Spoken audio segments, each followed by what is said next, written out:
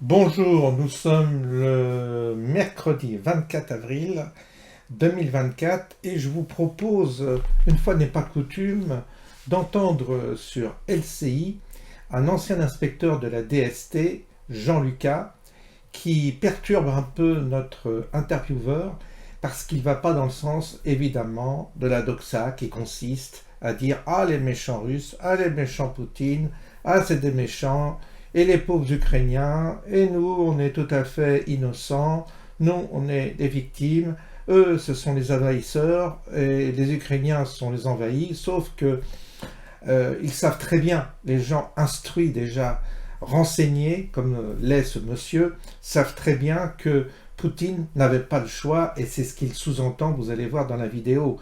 En réalité, l'Ukraine prévoyait d'envahir le Donbass, en tous les cas d'intervenir dans le Donbass d'une manière musclée, plus que musclée, d'une manière criminelle, et les Russes sont intervenus, je dirais, avant que ces derniers envahissent et persécutent les Russes, puisque le Donbass est peuplé que de Russes, comme le dit d'ailleurs Jean Lucas de la DST. Quant à l'invasion, vous verrez, quant à l'invasion hypothétique de la Russie concernant l'Europe, c'est une pure manipulation de propagande qui consiste à faire adhérer et consentir la population à continuer à armer l'Ukraine, à continuer à se servir des soldats, le peu qui reste de soldats ukrainiens comme chair à canon, pour servir d'une part l'industrie militaire occidentale et d'autre part pour essayer de détruire la Russie, en tous les cas de détruire son gouvernement, pour ensuite déstabiliser le pouvoir et pouvoir démembrer la Russie afin de profiter donc des ressources naturelles de la Russie. Voilà le plan en amont de ce qui avait été engagé par l'État profond américain. Et nous avons aujourd'hui le déroulement du scénario qui nous plonge dans une guerre qui est fratricide et qui n'en finit pas.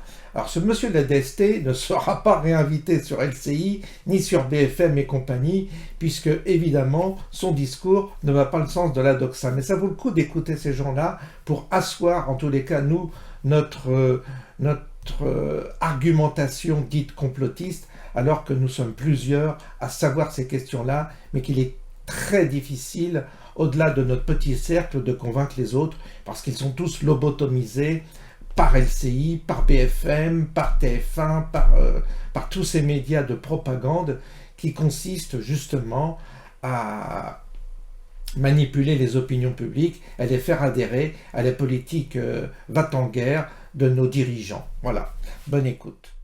Vous avez travaillé au moment de la guerre froide. Absolument. Et en un sens, tout le monde dit en ce moment le retour dans une guerre froide, bloc contre bloc.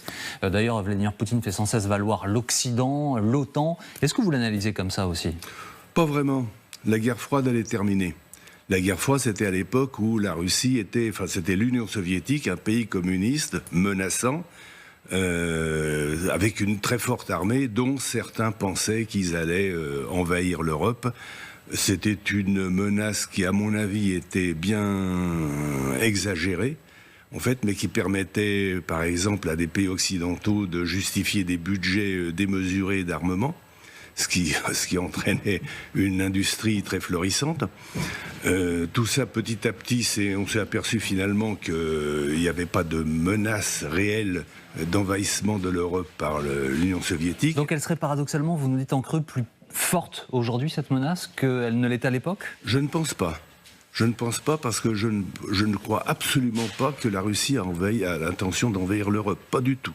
À mon avis, tel que je vois les choses, la Russie a l'intention de développer son industrie, qui est déjà pas mal développée, mais ils sont en train de se surindustrialiser, et le but de Vladimir Poutine et des équipes qui dirigent la Russie, c'est de pouvoir produire chez eux tout ce qu'ils ont besoin.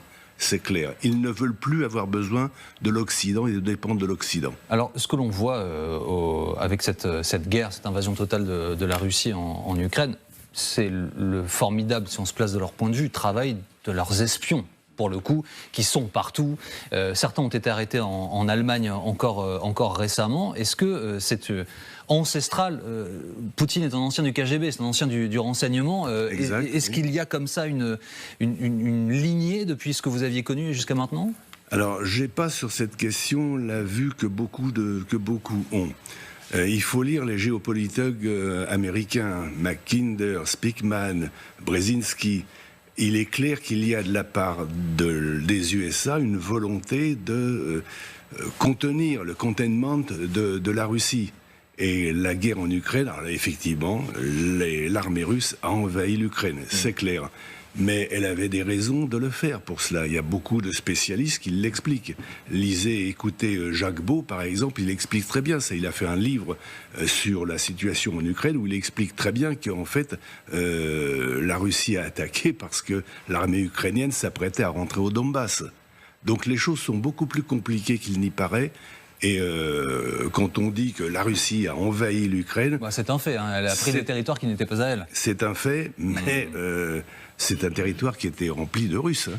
Oui, mais bon, c'était pas un territoire qui était russe, c'était un territoire qui était ukrainien au point de vue du droit international. Sur ces questions d'espions, toujours...